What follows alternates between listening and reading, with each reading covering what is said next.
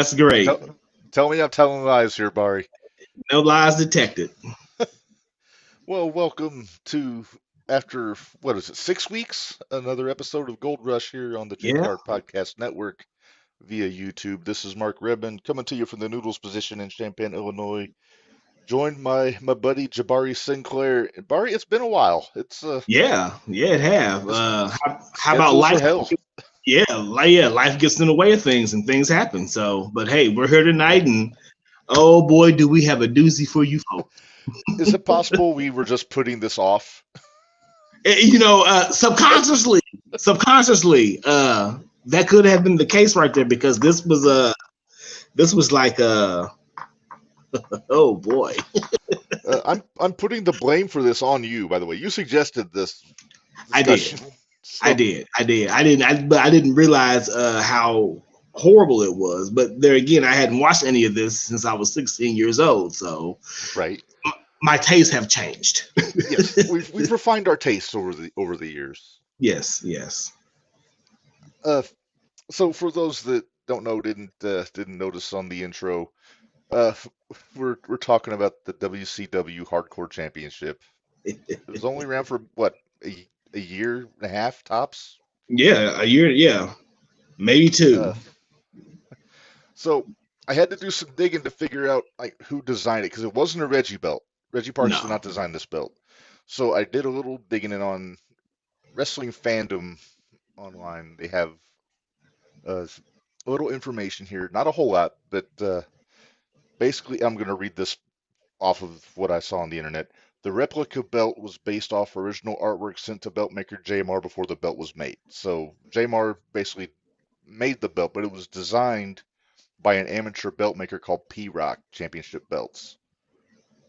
And JMR made the hardcore title off that design, and no credit was ever given to the original creator.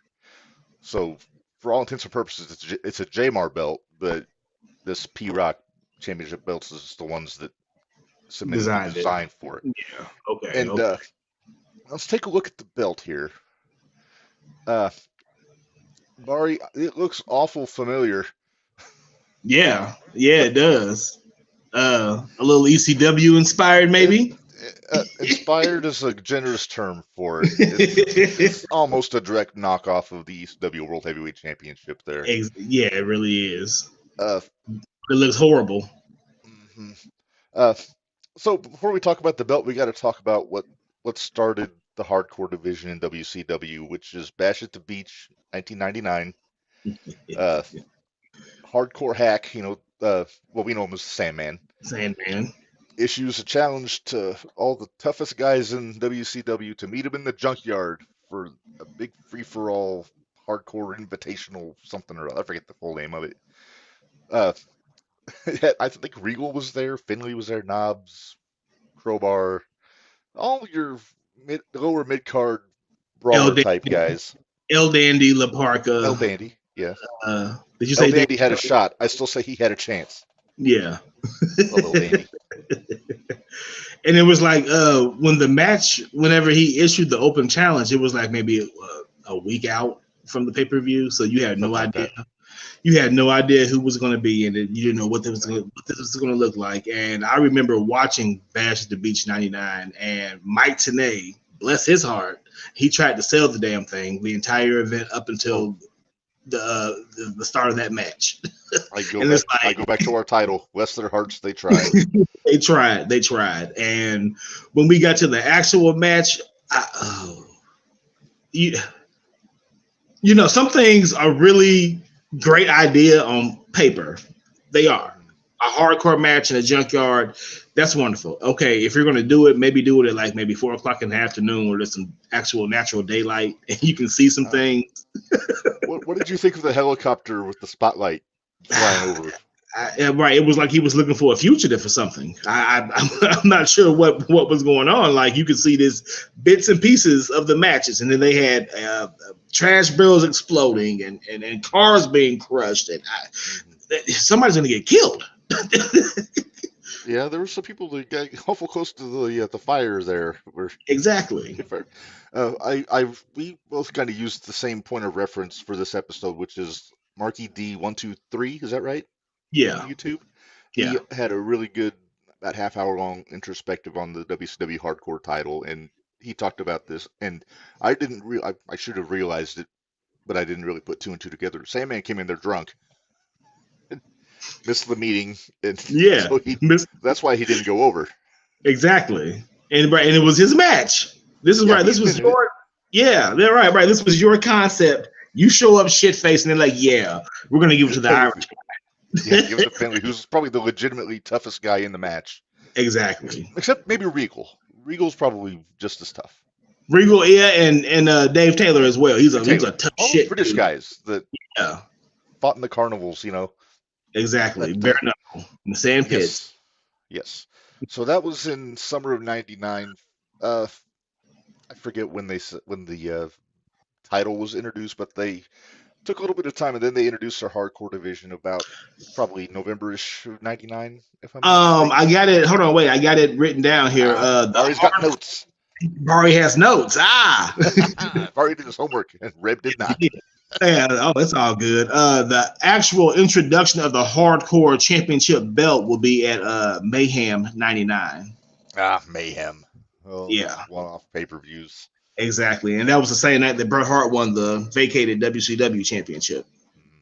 Yeah. Now I do know the list of champions in the title history and all that stuff here. So the first champion is maybe the guy who I consider most synonymous with the belt, Bari. A national treasure himself. The best pride of England. Right. The best thing about this entire skebuddle. Mm-hmm.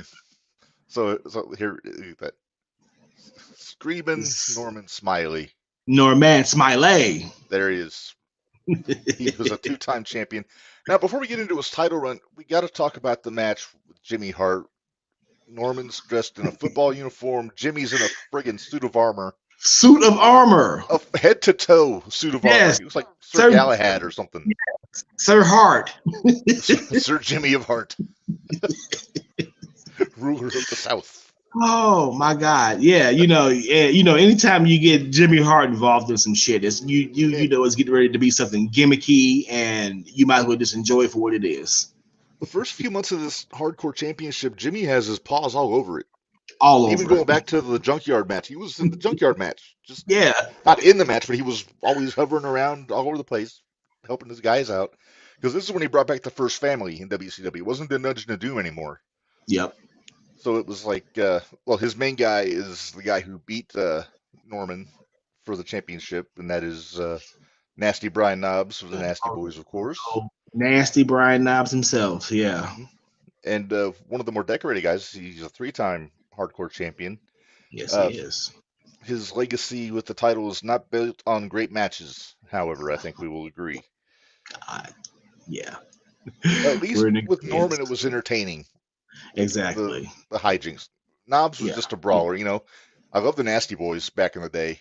To this day, I'll point people to the match with the Steiners at Halloween Havoc every time if they want to see a good Nasty Boys match. Yeah. But something just seemed off with Knobbs as a solo. It's a solo.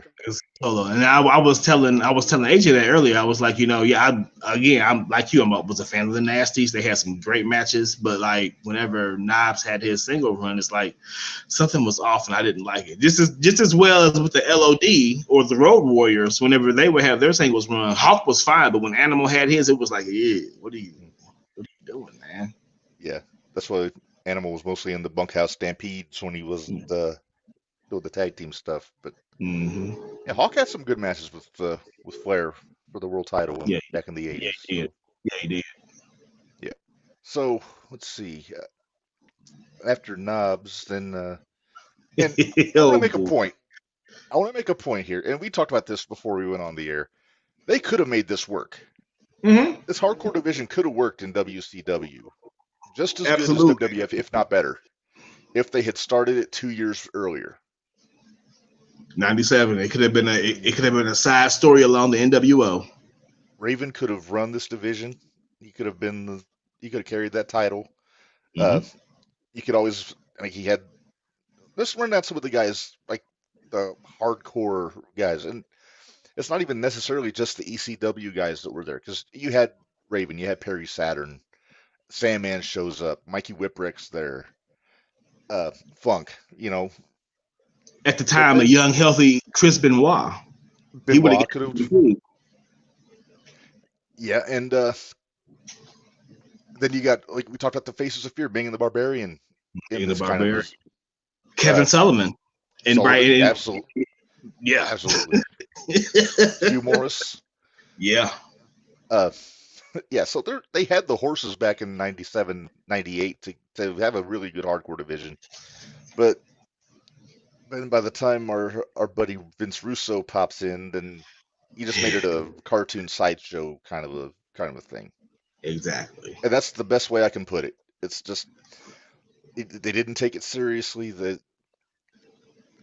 You've got like I said, Norman made it entertaining at least. Yes. But they and now we're going to move on to the guy that beats Knobs, and this is another guy that could have carried the division if they did it properly. That's the Beast from the East, Bam Bam Bigelow. Yeah, Bigelow. Yeah. I love Bigelow. ECW heavyweight champion. For my money, one of the best big men ever. And I think you agree with me on that. A perennial badass. Yes.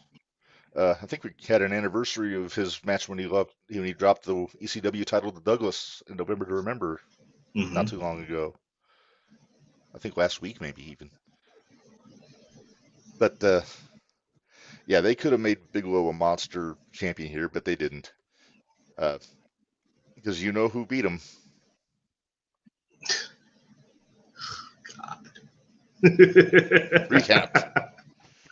God, it was like a dad fighting with his sons. Yeah, it really was. And Vince Russo thought this was a good idea. Why? Yeah. You got Sugar Shane Helms, Jeff Stoner Friend, and Know Nothing Evan Courageous. To quote Tony Schiavone. Oh boy, look at there. Oh my goodness. This is before they were running around with Tank Abbott, who's another guy they could have put in this hardcore division. Exactly. O-Town, eat your heart out. Oh, that might be the first time O-Town's been referenced on this network. First and last. Okay, so I was mistaken. Knobs actually won the belt back from Bam Bam before. Yeah, that's how I beat Knobs. Yeah, they beat Knobs. Yeah, it says Helms, Courageous, and Moore, known as the 3-Count Stable, defeated Brian Knobs simultaneously in a match, and as a result, WCW allowed the Freebird rule, in which all 3 wrestlers were able to defend the championship. So exactly. Yeah, and that lasted 3 weeks before Knobs won it back. It was a pay-per-view, and he had to beat all 3 of them, and that match was hard to watch. That's going to be a running theme with these hardcore championship changes. Yeah. So after Knobs wins it back, then we have, I don't know, is upheaval the right word? Because get 3-Count off of our screen there. Thank you. We have them on there too much. Because after Knobs wins the belt, and let me make sure I have my dates right. It's going to be the reset. April 10th, 2000, they do the reset. Russo and Bischoff took over. And there you see it. Look at that. Mm-hmm. Do you remember when this happened on Nitro, Bari? I watched it live, and I was like, holy shit, this could be something. And soon thereafter, we realized it was nothing. That's before we knew the full power of Vince Russo to dilute, screw up, and ruin everything. Yeah, exactly. I remember for some reason my local cable company had leaked Slamboree that weekend. And it was Slamboree that weekend, and I seen that pay-per-view for free, oh man, if you ever get a chance to go back and watch it, don't, but do. I haven't watched it in probably 10 years. But at least they put the belt on a guy, because they vacated every championship in WCW when they did this reset. So Knobs gives up his hardcore title along with.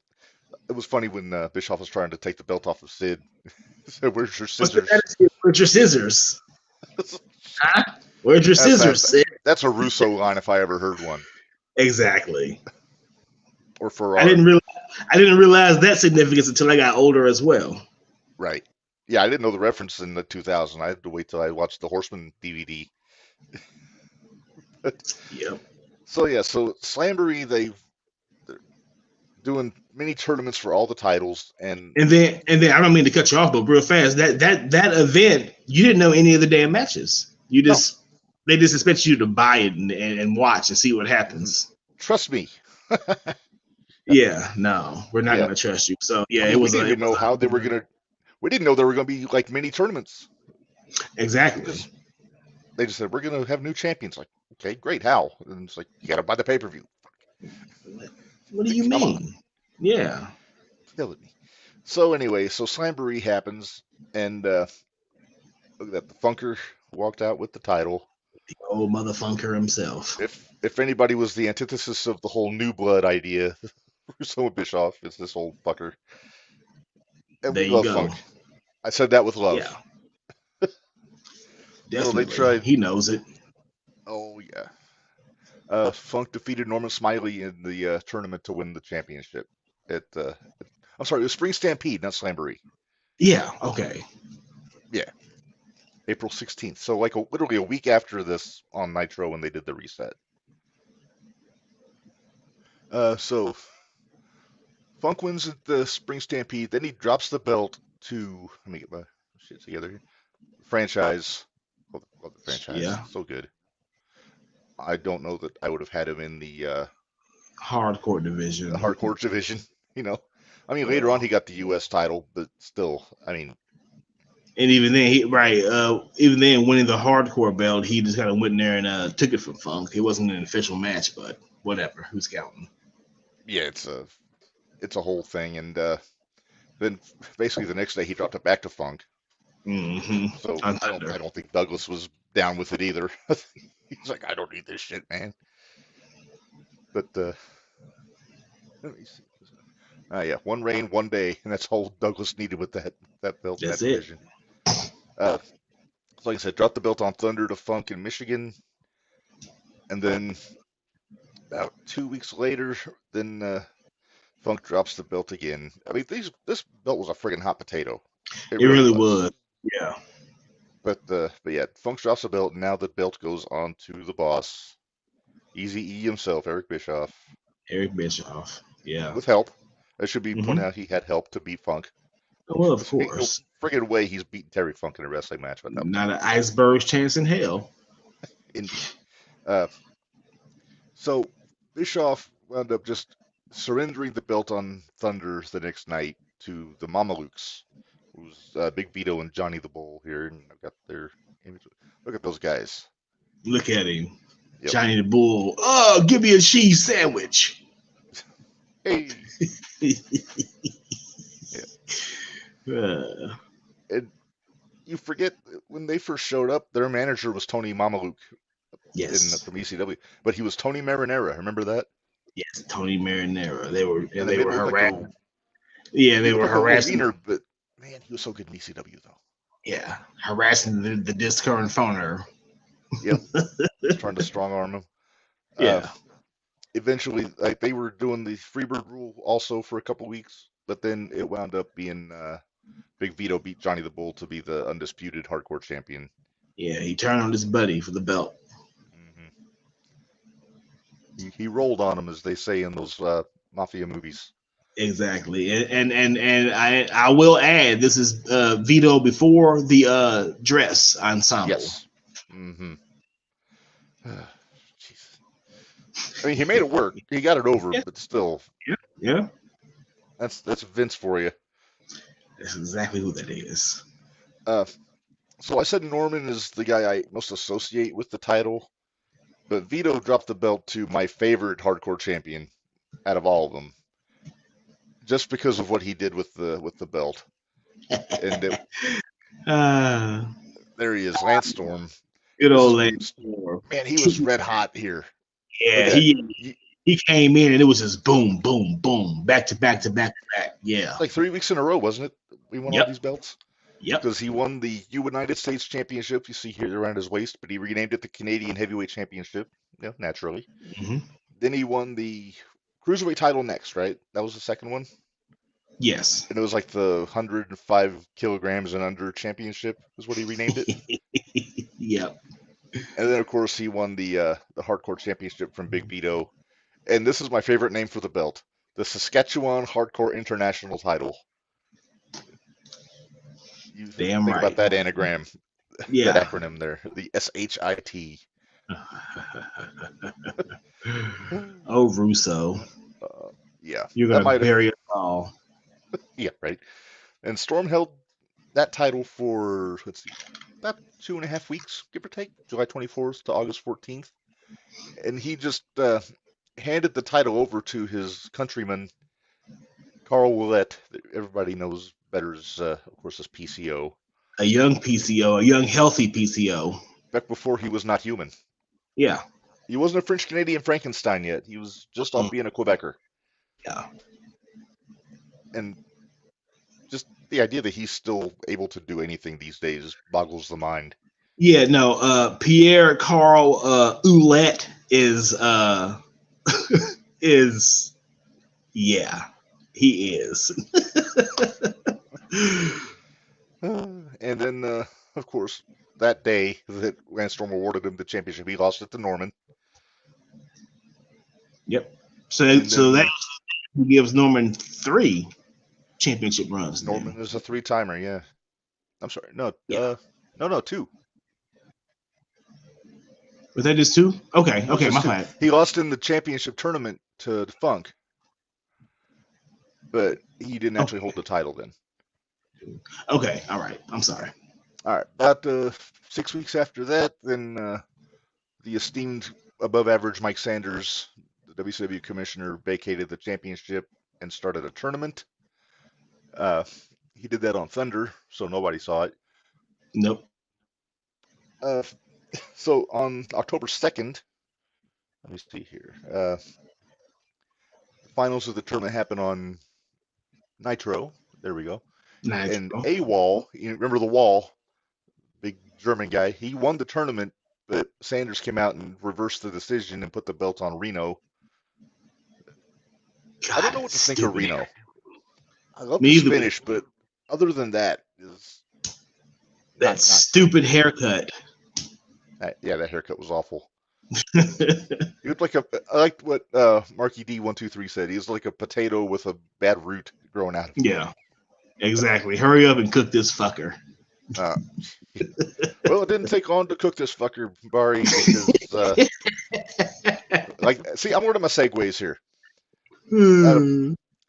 About a month later, I don't know how my information. I'm getting all this stuff from Wikipedia. This title change aired on tape delay, but Reno dropped the belt to Crowbar. Yeah. I love Crowbar. Devon Storm. Yeah. One of my favorite guys in WCW. I like the gimmick. He was nuts. He made this gimmick work, yeah. Yeah. Oh God, Daphne. Oh, Daphne. Right. Rest on, but that insufferable screaming. Oh yeah, she was a screamer. What if you wonder if she screamed like that all the time? Yeah, well, I guess we had to ask Devin. It would be ungentlemanly to ask that now because want to be respectful. Minds will wonder. Yeah, minds do wonder. So Crowbar held the belt for about a month and dropped the belt at Starrcade in what a lot of people call this the best hardcore title match ever, which is the match that Crowbar had with Terry Funk at Starrcade in Washington. And Funker got the belt back. Yeah, no, it was pretty good. Yeah. Considering it's good for all the other. After seeing, if you watched all the other hardcore title matches, this is probably Flair and Steamboat level good. Exactly. So Funk goes on to he holds it almost for a whole month. But I think this is one of the longer reigns. Like he held it till the next pay-per-view, which is Sin, where we're not going to talk about Sid because the less we reflect on that, the better. That's the one where. Yeah, no, I haven't had dinner yet. Please don't spoil it. No. I'm so glad that they've removed that segment from the pay-per-view on the Peacock. It's doing me a favor. It gives me flashbacks because I've been there. I've had that kind of an injury before. Yeah. You have. I mean, I've blown a knee out, but I've not like had a break. So, like, No. yeah. So let me see here. So yeah, Funker defends the belt in a triple threat match at Sin against Crowbar and Ming, who, if he would have put the belt on Ming originally, and there he is, look at that guy. Yeah. If they put the He would belt not on have me, had, he would have we had would. no other champions after Yeah, Ming if he would have been the first champion. having this discussion now. We'd be talking about Ming's victims and what he did.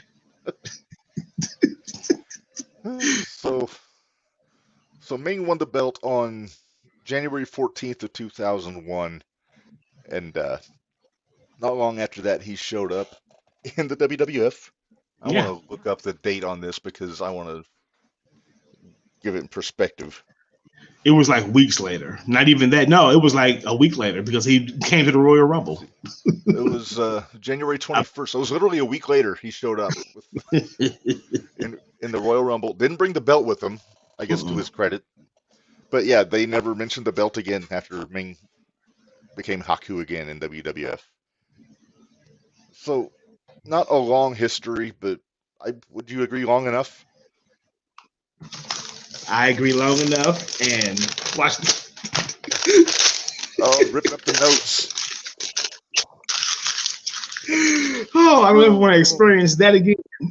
Oh my goodness. So we usually do a greatest matches list on these belts. We can't do it. It's not possible on this. We could do favorite. I'm not going to ask for a list of 5, but as far as favorite moments, I think we have the same one, and that's Terry Funk getting kicked by the horse. Oh God, yes, that right. That horse's grandchild from 30 years ago that he slapped came back to kick Terry in the. That's long-term storytelling. Exactly, that right there, Terry and the horse. I told you, I'm surprised Funk didn't just shoot the horse right there for kicking. Yeah, he probably went back and shot him. Now that I do think about it. Wow, you want to kick me in the arm, huh? Funk has bad luck with this horses. bullet How many horses got sick on Funk's ranch that he had to leave territories?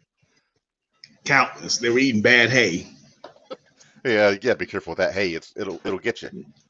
Yeah.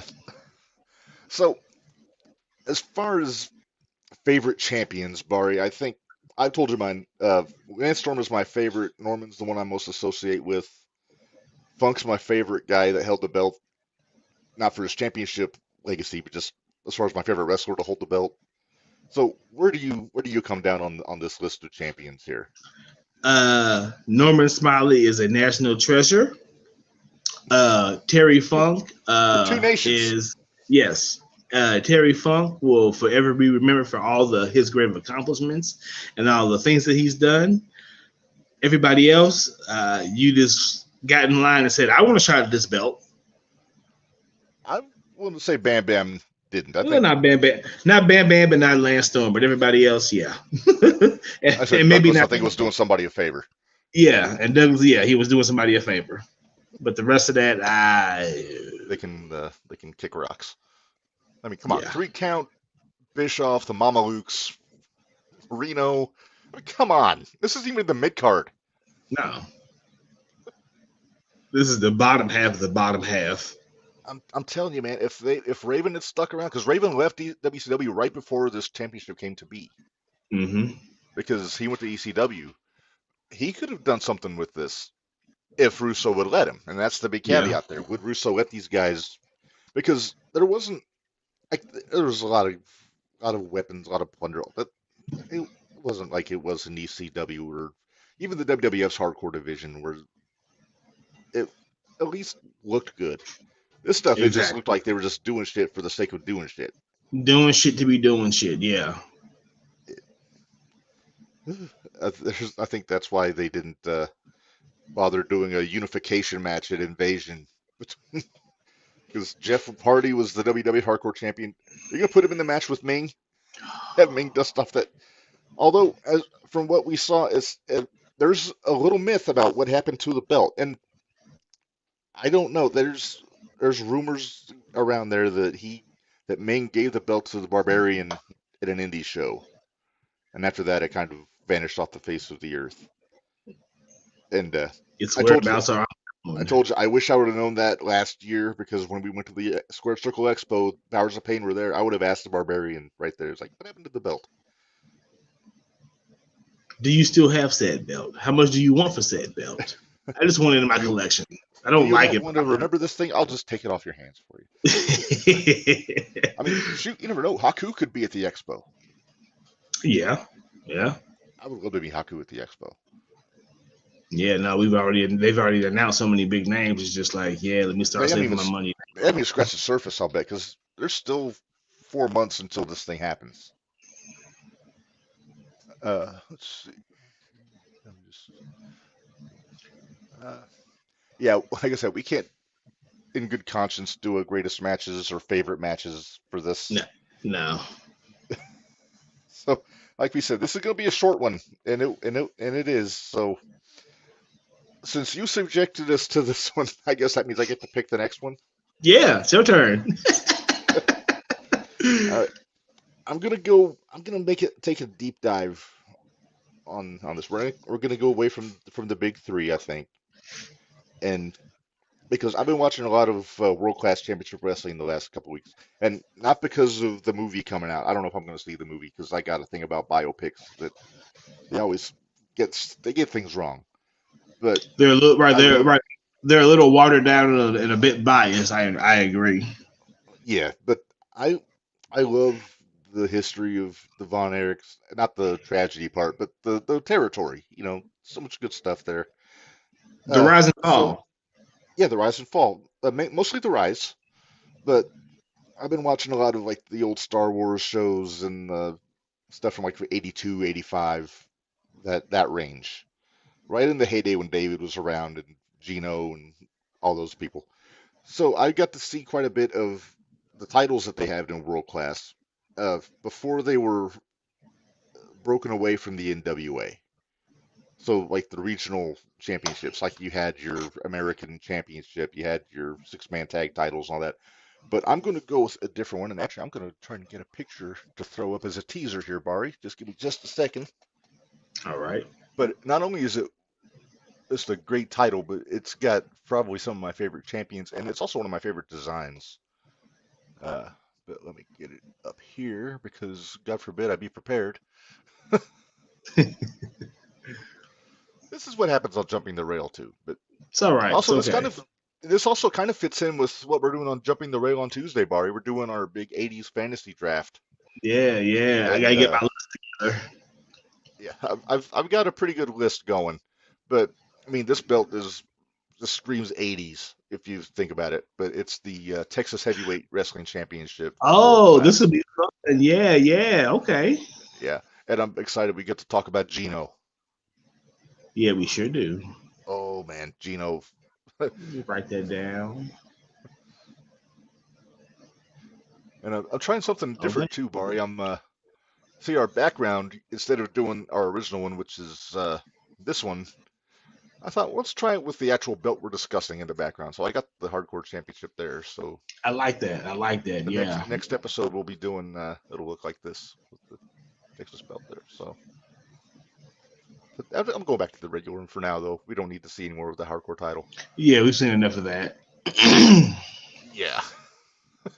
So that's what we're gonna work on. I don't know when we're gonna do it.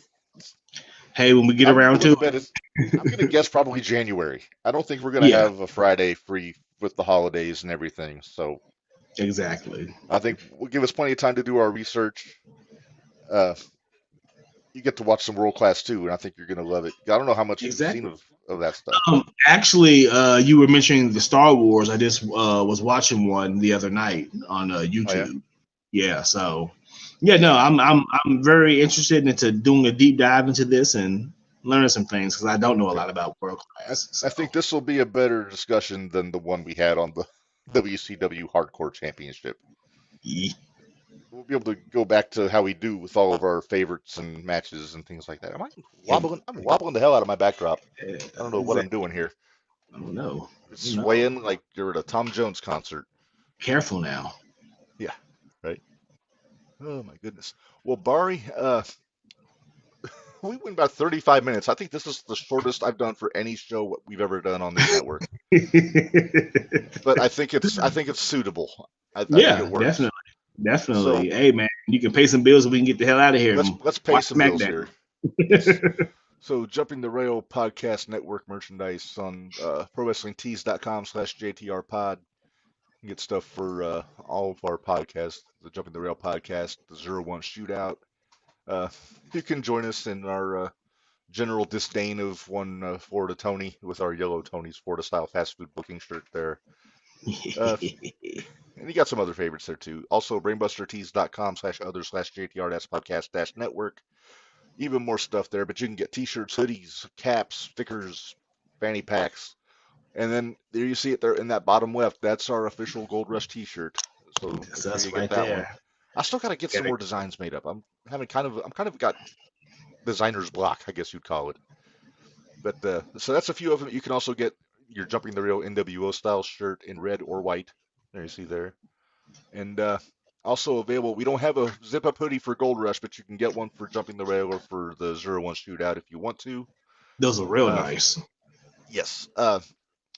Make sure you join us on the Jumping the Rail podcast on Tuesday at 6 p.m. Central Time. We're going to be doing our fantasy draft, all 80s. So if you're from the 90s, you can fuck off. We're just focusing on the golden era of wrestling. And it's going to be you, me, of course, Menders, our regular co-host, and then I think AJ's going to jump on too with us, right? AJ, yeah, he's going to jump in too. Yeah. Our usual statistician / researcher, but he likes doing these, and I think he's going to be in charge of who goes in what order again, like he did last time. So yeah. So we're looking forward to that one. It's coming Wednesday on the 01 Shootout. We're going to have the Queen of Lariats, Ashlyn Alexander, join us for a chat here, and we'll talk about their big show they had in Mattoon this coming Saturday with Joey O'Reilly versus Mad Dog Connolly. I hate it when I miss that. Me too. But, I mean, like, we got good reasons, though. Exactly. Yeah. A lot riding on that one for Menders. Exactly. There might be something riding on it for me if the Chubby Man-Child will accept my wager, but I haven't heard back from him yet, so I don't know. Right. That's to be determined. To be determined, but we'll see. But yeah, I think it's going to be a fun week next week, and then if we don't see you before January, we hope everybody has a good holiday. Have a happy Christmas, Hanukkah, Kwanzaa, Festivus, whatever you celebrate. We hope you enjoy it. And yeah, for Bari, I think we're good to go, right? Yeah, we're good. All right. Well, also like and subscribe on YouTube if you get the chance. Follow the network. Definitely show us some love. Yeah, we do appreciate it. But until I'm assuming January, for Bari, this is Reb. Manuel, life is hard work stiff, and we'll see you guys next time. Yo.